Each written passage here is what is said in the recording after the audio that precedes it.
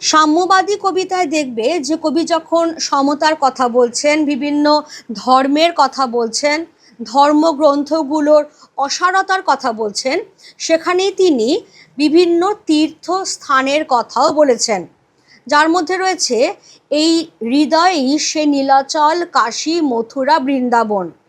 তোমার কাছে এই এতগুলো কিছু চাওয়াই হলো না, শুধু বলা হলো নীলাচল, কাশী, মথুরা, বৃন্দাবন। কাশী কি?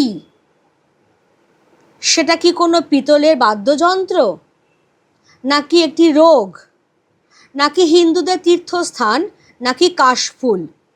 কাশফুলকে আমরা কখনো কাশি বলি না, এটা অফ হয়ে যাচ্ছে।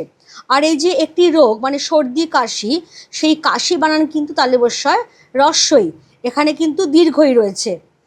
পিতলের কোনো বাদ্যযন্ত্রের নাম কাশি নয়, বরং কাশী যেটা সেইটা। তাহলে একটাই পড়ে রইল হিন্দুদের তীর্থস্থান। কাশী তাহলে হিন্দুদের তীর্থস্থান। অপশন সি হয়ে যাচ্ছে আমাদের সঠিক উত্তর।